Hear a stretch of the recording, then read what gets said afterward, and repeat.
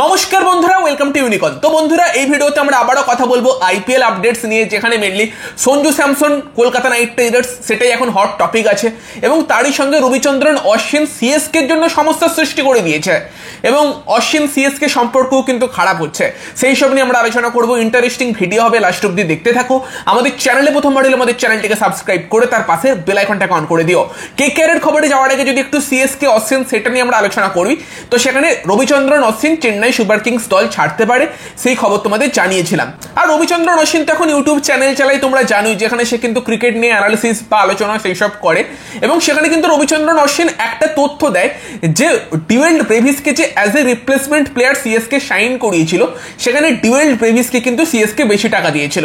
CSK বোধহয় গুরজানপ্রীত সিং এর জায়গাতে সাইন করিয়েছিল, তার 2,20,00,000 টাকা বেস্ট প্রাইস ছিল, ফলে সেই টাকার হিসেবে কিন্তু ডিওয়েল ব্রেভিসকে সাইন করাতে হতো, বাট সিএসকে বেশি টাকা দিয়েছিল, কারণ ডিওয়েল ব্রেভিসের দাবিটাও বেশি ছিল। সেটা কিন্তু অশ্বিনের আর কি একটা বক্তব্য ছিল, যেটা কিন্তু সমস্যার সৃষ্টি করে, কারণ এটা আইপিএল রুলের বাইরে।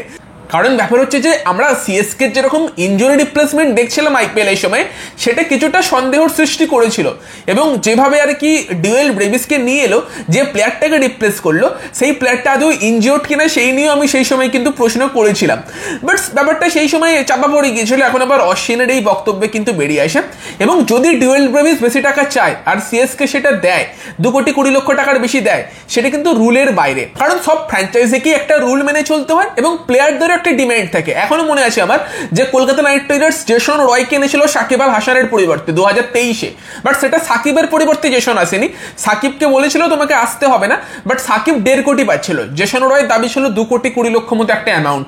ফলে কেকেআর কিন্তু শ্রেয়াসের জায়গাতে নিয়ে এসে আরিয়া দেশাইকে, সাকিবের জায়গাতে আনে জেসন রয়কে, বাট আইপিএল এ রেজিস্টার করে শ্রেয়াসের জায়গাতে জেসন রয়কে। মানে শ্রেয়াসের দাম যেহেতু বেশি ছিল, ইনজুরির জন্য খেলতে পারেনি, সেই জায়গাতে 2,20,00,000 টাকায় জেসন রয়কে নিয়ে আসে, আর সাকিবের জায়গাতে কিন্তু আনে আরিয়া দেশাইকে, যাতে ওই টাকার ব্যাপারটাই প্রবলেম না হয়, কারণ 1.5 কোটিতে যে সোনারাই খেলতে আসতে চায়নি, তাকে 2 কোটির উপর টাকা দিতে হয়েছিল। সেই সেম ব্যাপার যদি সিএসকে করে, বাট তারা যদি সেই রুলটা ভাঙে, তখন তো প্রবলেম সেটা। বাট সিএসকে কিন্তু অফিসিয়ালি আজকে ক্ল্যারিফাই করেছে যে আমরা সেরকম কিছু করিনি, একদম ডিওয়েল ব্রেভিসকে কিন্তু রুলের মধ্যে থেকেই আনা হয়েছে, মানে যে টাকা তার প্রাপ্য তার বেশি দেয়নি। ডুয়েল ব্রেভিস যে বেশি টাকা চেয়েছিল, তাকে সিএসকে বেশি টাকা দিয়েছে, সেটা ঠিক না, এই টাইপের একটা কিন্তু বক্তব্য সিএসকে তরফ থেকে রাখা হয়েছে। মানে অশ্বিনের জন্য সিএসকে কে এখন অফিসিয়ালি স্টেটমেন্ট দিতে হচ্ছে, রীতিমতো সমস্যার ব্যাপার কিন্তু সেখানে হয়ে গিয়েছে। ফলে সিএসকে আর অশ্বিন সেই সম্পর্ক যে কন্টিনিউ হবে না, সেটা কিন্তু বলার। যদি আমরা মেন টপিকে ফিরে আসি, সেখানে আমরা আলোচনা করব Kolkata night Riders Sanju Samson সেই ট্রেডের ব্যাপারে। Kolkata night Riders kind of এখন ডেসপারেট হয়ে গিয়েছে সঞ্জু স্যামসনকে আনার জন্য। এবার সেখানে কি ভেঙ্কি মাইসোর মেগা অকশনে যে ভুলগুলো করেছে, সেই ভুলগুলো শোধরাতে চাইছে, তাই এত ডেসপারেশন, নাকি ব্যাপারটা অন্য কিছু বলতে টপ লেভেল থেকে চাপ আছে।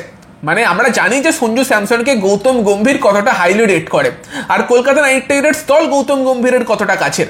ফলে সেই জায়গাতে যদি গৌতম গম্ভীর শাহরুখ খানকে সেটা বলে যে সঞ্জু স্যামসনকে নাও, পরবর্তীকালে দলের জন্য খুব ভালো হবে সেটা, এবং গম্ভীরও যদি 2027-এর পর কেকেআরে কাম ব্যাক করে, সেখানে কিন্তু শাহরুখ খানের দিক থেকেও ভেঙ্কি মাহেশ্বরের উপর চাপ থাকতে পারে। কিন্তু এইসবের মাঝখানে Kolkata night Riders Sanju Samson কথাবার্তা এখন চলছে রাজস্থানের সঙ্গে, ট্রেড হতে পারে, এবং সঞ্জু স্যামসনের মতো একটা প্লেয়ার এলে কিন্তু কলকাতার জন্য অনেকগুলো সমস্যা মিটতে পারে। টিমের ক্যাপ্টেন হবে এবং একটা ব্র্যান্ড ভ্যালু টিমকে এনে দেবে, যেটা বেশ কিছুটা মিস করছে কলকাতা নাইট রাইডার্স। কারণ কেকেআর এর জন্য একটা সময় গৌতম গম্ভীর ব্র্যান্ড ছিল, দেন একটা সময় আমরা দেখেছি আন্দ্রে রাসেল ব্র্যান্ড, পরবর্তীকালে রিঙ্কুকেও আমরা অ্যাজ এ ব্র্যান্ড দেখছিলাম, শ্রেয়াসও ছিল 2024-এ, বাট 2025-এ কেকেআর ভেঙ্কি আইয়ারকে ব্র্যান্ড করতে গিয়েছিল, যেখানে রাসেল তার স্টক কমেছে আস্তে আস্তে, রিঙ্কু সিংও সেই লেভেলে পারফর্ম না করাতে তাকে নিয়ে উত্তেজনা করেছে। ফলে কলকাতা নাইট রাইডার্সের হয়ে লোক টানার মতো মুখ ছিল না, আমরা অনেক ম্যাচে সিট ফাঁকা থাকতেও দেখেছি, এবং টিমেরা যে বিভিন্ন স্পন্সার থেকে ব্র্যান্ড ডিল পায়, সেখানেও প্রবলেম হতে পারে। ফলে সেই জায়গাতে একটা বড় মুখ, একটা ভালো প্লেয়ার, ন্যাশনাল টিমের প্লেয়ার যে ব্র্যান্ড ভ্যালু এনে দেয়, যে কোনো টিমের জন্য সম্পদ, সেই সব কিছু মিলিয়ে কিন্তু সঞ্জুর জন্য কলকাতা নাইট রাইডার্স ডেসপারেট আছে। বাট উল্টো দিকে রাজস্থানের দাবি রমনদীপ সিং, অঙ্কুশ রঘুবংশী, কালকে সেটা জানিয়েছিলাম। তো সেটা খুবই খারাপ লাগার একটা ব্যাপার ছিল যে যদি অঙ্কুশ রঘুবংশের মতো প্লেয়ারকে ছেড়ে দেয় কেকেআর, সেটা শুভমান গিল 2.0 হবে, আর সেটা আমরা মেনে নিতে পারবো না। কোনোভাবেই অঙ্কুশ রঘুবংশীকে ছাড়া উচিত না। রঘুবংশী রমনদীপের বদলে সঞ্জু স্যামসন চাই না, রঘুবংশীকে ছাড়া যাবে না, এটাই আমি কালকে বলেছিলাম। এবং আমি যেটা দেখলাম তোমাদের অনেকেরই সেম বক্তব্য যে দরকার নেই সঞ্জু স্যামসনকে, আমরা বিদেশি কাউকে তুলে নেব, বিদেশি উইকেট কিপার ব্যাটসম্যান নিয়ে আসবো, তাও যেন অঙ্কুশ রঘুবংশী রমনদীপ সিংকে না ছাড়া হয়। বেশিরভাগ জনই অঙ্কুশ রঘুবংশীর ছাড়াটাকে মানতে পারছে না, এবং সেটা আই থিঙ্ক তোমাদের হার্ট ব্রেক হবে না, আমাদের হার্ট ব্রেক হবে না, কারণ আজকে যে রিপোর্টটা বেরিয়ে আসছে কলকাতা নাইট রাইডার্স কিন্তু অঙ্কুশ রঘুবংশীকে ছাড়বে না। অঙ্কুশ রঘুবংশীকে কেকেআর ছাড়তে আগ্রহী নয়। রাজস্থান রয়্যালসের ডিমান্ড অবশ্যই আছে, বাট রাজস্থান তো সিএসকে থেকে ঋতুরাজ গায়কোয়াড়, রবীন্দ্র জাদেজা, শিবম দুবেও ডিমান্ড করেছিল। সিএসকে যেমন ছাড়েনি, সেরকম কিন্তু কেকেআর অঙ্কুশ রঘুবংশীকে ছাড়বে না, সেই খবরটা আজকে কিন্তু পাওয়া গিয়েছে। তবে রমনদীপ সিংকে ছাড়বে কি ছাড়বে না সেই নিয়ে কিন্তু খবর পাওয়া যায়নি। সম্ভবত কলকাতা নাইট রাইডার্স এখনো চেষ্টা করছে যদি অল ক্যাশ ডিল করা যায় সেটার জন্য। তবে সেটা না হলে কলকাতা নাইট রাইডার্স হয়তো রমনদীপ সিংকে লাস্ট অব্দি দিয়ে দিতে পারে, কিছু করার নেই সেক্ষেত্রে। যদিও রমনদীপ সিংকেও কেকেআর রিটেন করতে চাইবে, যদি রবমান পয়েল বা রাহানের মতো কাউকে দিয়ে সঞ্জুকে আনা যায় সেটারও চেষ্টা করতে পারে। তবে লাস্ট অব্দি রাজস্থান রাজি না হলে, যেহেতু কেকেআর এখন ডেসপারেট, সেখানে হয়তো কেকেআর লাস্ট অব্দি রমনদীপকে অফার করতে পারে, রমনদীপের সঙ্গে পাওয়ালকেও অফার করে দিতে পারে, ধরো একসাথে, সেরকম কিছু করতে পারে। মানে অলরেডি হয়তো করে দিয়েছে। খবরগুলো আমাদের কাছে তো ইনস্ট্যান্ট আসে না, খবর সোর্স থেকে যেরকম আসে সেটা কোনো কিছু একটা মুভমেন্ট হবার পর আসে, তাই না? তো সেখানে যে খবরটা এখন আসছে আপাতত খুশির খবর এটাই যে অঙ্কুশ রঘুবংশীকে কেকেআর ছাড়ছে না। রমনদীপকে নিয়ে সেরকম খুশির খবর পাইনি যে রমনদীপকে রেখে দিচ্ছে, বাট রঘুবংশীকে কিন্তু কেকেআর ছাড়ছে না, সেটা একটা ভালো ব্যাপার। এবং এখানে কিন্তু অভিষেক নায়ার ফ্যাক্টরটাও দেখতে হবে, যে অভিষেক নায়ার যে অঙ্কুশ রঘুবংশীকে তৈরি করেছে, অঙ্কুশ রঘুবংশী কেকেআর একাডেমির প্রোডাক্ট, তাকে এত সহজে কেকেআর হাতছাড়া হয়তো করতে চাইবে না, সেটাও একটা ফ্যাক্টর।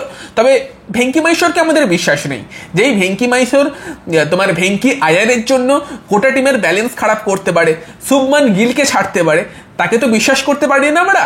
তাও একটা ভয় তো ছিলই সেক্ষেত্রে। তবে খুশির খবর এটাই আপাতত যেটুকু শুনতে পাচ্ছি যে অঙ্কুশ রঘুবংশী থাকছে। বাকি দেখা যাক, যে রমনদীপ রবমান পয়েল দিয়ে যদি সঞ্জু পাওয়া যায় খারাপ হবে না, বাট রমনদীপকে রেখে দিয়েও যদি সঞ্জুকে পাওয়া যায় সেটা সব থেকে বেস্ট। আর অনেকেই বলছো যে যদি সঞ্জুকে কেকেআর ট্রেড না করে, এখন ট্রেড করার দরকার নেই, রাজস্থান তো গলার কাঁটা হয়ে গিয়েছে, রাজস্থানের সঞ্জু স্যামসন, তারা রাখবে না, ছেড়েই দেবে, সেখানে অকশনে কেকেআর চেস করুক সঞ্জুকে, সেটা কিন্তু অবশ্যই একটা পসিবিলিটি। বাট ব্যাপারটা হচ্ছে যদি মাঝখান থেকে অন্য কোনো টিম আর কি কোনো প্লেয়ারকে দিয়ে সঞ্জুকে তুলে নেয়, কারণ রাজস্থান যেহেতু ডেসপারেট এখন প্লেয়ার আনার ব্যাপারে, হয়তো লাস্ট অব্দি দেখতে পেতে পারো যে ধরো দিল্লি থেকে ভিপ্রাজ নিগমের মতো কোনো প্লেয়ারের পরিবর্তে তারা সঞ্জুকে দিয়ে দিল, হতেই পারে এইরকম কোনো 2-3 কোটির প্লেয়ার, ভালো প্লেয়ার, তাদের পরিবর্তে সঞ্জুকে দিয়ে দিল, কারণ ডেসপারেট। তারা অকশনে ছাড়লে তাদের যত না লাভ হবে, তারা যদি ট্রেডে একটা বা দুটো ওই টাইপের কোনো ইম্প্যাক্টফুল প্লেয়ার তুলতে পারে তাদের বেশি লাভ, সেটাই একটা ভাবার জায়গা। নয়তো সঞ্জু তো অকশানে আসলে তো মিটেই যেত যদি সঞ্জুকে রাজস্থান রিলিজ করতো, বাট রাজস্থান অনেক চেষ্টা করছে সঞ্জুকে ট্রেড করার। এবং কেকেআরের কাছে যখন অঙ্কুশ রঘুবংশী রমনদীপ সিং চেয়েছে, একদম তাদের ডিমান্ডটা যখন তোমার রবীন্দ্র জাদেজা, শিবম দুবে থেকে নেবে রমনদীপে এসেছে, তাদের ডিমান্ড কিন্তু আরো কমতে পারে এবং সেই ডিমান্ড অন্য টিম ফুলফিল করে দিতেও পারে, সেটা একটা ব্যাপার। আর বাকি আরেকটা জিনিস আমাকে একটু হতাশ করলো, অনেকেই বলছে বুড়ো সঞ্জুকে আনার কি দরকার। ভাই সঞ্জু স্যামসন বুড়ো নয়, রমনদীপ সিং এর বয়স 28 বছর, সঞ্জু স্যামসনের বয়স 30 বছর, মাত্র 2 বছরই বড়। অনেকদিন ধরে খেলছে বলে তোমাদের বুড়ো মনে হয়েছে, বাট সঞ্জু স্যামসন কিন্তু এখনো যথেষ্ট ইয়ং আছে। সঞ্জু স্যামসন, শ্রেয়াস আইয়ার, ভেঙ্কটেশ আইয়ার সবাই একই বয়সী। তো এই আপডেটগুলি তোমাদের দেওয়ার ছিল, এটা ভালো আপডেট আছে যে অঙ্কুশ রঘুবংশীকে কেকেআর ছাড়ছে না।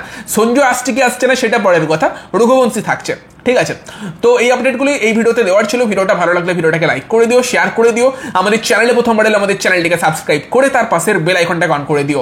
তো চলো গাইস, এই ভিডিওতে এই পর্যন্তই, বাই বাই।